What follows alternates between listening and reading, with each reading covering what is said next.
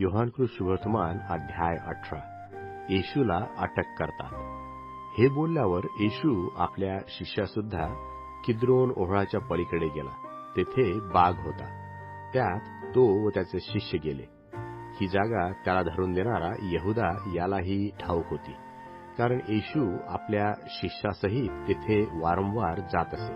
तेव्हा मुख्य याजक व परुषी याचपासून पलटण व शिपाई मिळाल्यावर यहुदा फानस, मशाली व हत्यारे घेऊन तेथे आला. येशू आपणावर जे काही येणार ते सर्व जाणून बाहेर आला आणि त्यास म्हणाला, तुम्ही कोणाचा शोध करीता? त्यांनी त्याला उत्तर दिले की नासरेतकर येशूचा. तो त्यास म्हणाला, तो मी आहे. त्याला धरून देणारा यहुदाही त्यांच्याबरोबर उभा होता. तो मी आहे असे तो म्हणताच ते मागे हटून भूमीवर पडले. तेव्हा त्याने त्यास पुन्हा विचारले, कोणाचा शोध करता? ते म्हणाले, नासरेतकर येशूचा. येशूने त्यास उत्तर दिले, तो मी आहे असे मी तुम्हा सांगितले. माझा शोध करीत असला तर यास जाऊ द्या. जे तू मला दिले आहे त्यातून एकही मी हरविला नाही. असे जे वचन तो बोलला ते पूर्ण व्हावे म्हणून हे झाले. शिमोन पेत्राजवळ तलवार होती. ती त्याने उपसून प्रमुख याजकाच्या दासावर चालवली आणि त्याचा उजवा कान कापून टाकला.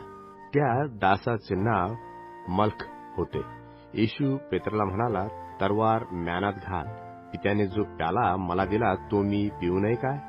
मग पलटण, हजारांचा सरदार व यहुद्यांचे शिपाई यांनी येशूला धरून बांधले आणि त्याला प्रथम हन्नाकडे नेले, कारण कैफा जो त्या वर्षी प्रमुख याजक होता त्याचा हा सासरा होता. एका मनुष्याने लोकांच्या बद्दल मरावे हे हितावह आहे अशी ज्याने यहुद्यास मसलत दिली तोच हा कैफा होता. पेत्र येशूचा इन्कार करतो. शिमोन पेत्र व दुसरा एक शिष्य हे येशूच्या मागे चालले. तो शिष्य प्रमुख याजकाच्या ओळखीचा होता आणि तो येशूबरोबर प्रमुख याजकाच्या वाड्यात गेला. पेत्र दाराजवळ उभा राहिला होता. यास्तव जो दुसरा शिष्य प्रमुख याजकाच्या ओळखीचा होता त्याने बाहेर येऊन द्वारपालिकेला सांगून पेत्राला आत नेले. यावरून ती तरुण द्वारपालिका पेत्रास म्हणाली, तूही त्या मनुष्याच्या शिष्यातील आहेस का? त्याने म्हटले, मी नाही.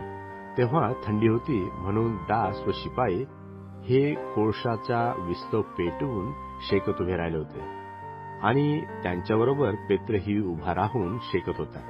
तेव्हा प्रमुख याजकाने येशूला त्याच्या शिष्याविषयी व त्याच्या शिकवणीविषयी विचारले.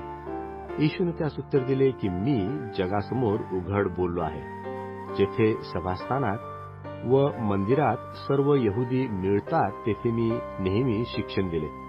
गुप्तपणे काही बोललो नाही. मला का विचारतोस? मी काय बोललो हे ज्यांनी ऐकले आहे त्यास विचार. पहा, मी जे बोललो ते त्यास ठाऊक आहे. त्याने असे म्हटल्यावर जवळ उभा राहणारा एक शिपाई येऊन चपकाळ मारून म्हणाला, तू प्रमुख याजकाला असा जबाब देतोस काय? येशूने त्यास उत्तर दिले, मी वाईट बोललो असलो तर त्या वाईटाविषयी साक्ष दे. बरे बोललो असलो तर मला का मारतोस?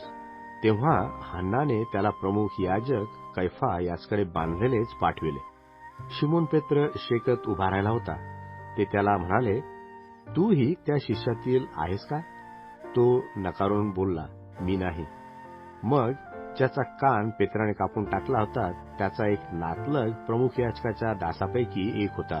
तो म्हणाला, मी तुला त्यांच्याबरोबर बागेत नाही का पाहिले? पेत्राने पुन्हा नाकारिले आणि तेव्हाच कोंबडा आरवला. रोमी सुभेदार पिलात याच पुढे येशू. नंतर त्यांनी येशूला कैफाच्या इथून कचेरीत नेले. तेव्हा सकाळ होती आणि आपणास विटाळ होऊ नये, वल्हांडणाचे भोजन करता यावे म्हणून ते स्वतः कचेरीत गेले नाही. यास्तव पिलात त्याचकडे बाहेर येऊन म्हणाला, तुम्ही या मनुष्यावर काय आरोप आणिता? त्यांनी त्याला उत्तर दिले, तो दुष्कर्मी नसता तर आम्ही त्याला तुझ्या स्वाधीन केले नसते. पिलाताने त्यास म्हटले, तुम्हीच त्याला घेऊन आपल्या शास्त्राप्रमाणे त्याचा न्याय करावा.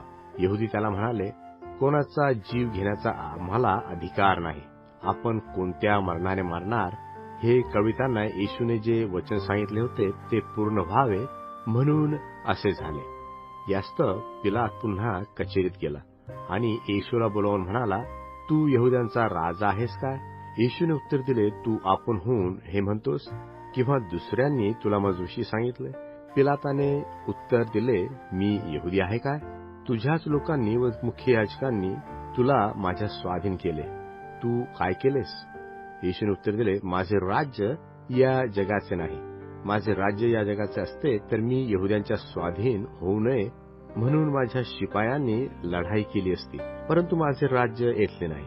यावरून पिलात त्याला म्हणाला, तर तू राजा आहेस काय? येशूने उत्तर दिले की मी राजा आहे असे तू म्हणतोस. मी यासाठी जन्मलो आहे व यासाठी जगात आलो आहे की मी सत्याविषयी साक्ष द्यावी. जो कोणी सत्याचा आहे तो माझी वाणी ऐकतो. पिलात त्यास म्हणाला, सत्य काय आहे? असे बोलून तो पुन्हा यहुद्याकडे बाहेर जाऊन त्यास म्हणाला, याच्या ठायी मला काही अपराध दिसत नाही, पण वल्हांडणात मी तुम्हासाठी एका इस्माला सोडावे अशी तुमची रीत आहे, म्हणून मी तुम्हासाठी यहुद्यांच्या राजाला सोडावे अशी तुमची इच्छा आहे काय? तेव्हा ते पुन्हा ओरडून म्हणाले, याला नको तर बरब्बाला सोडा. बरब्बा हा एक लुटारू होता.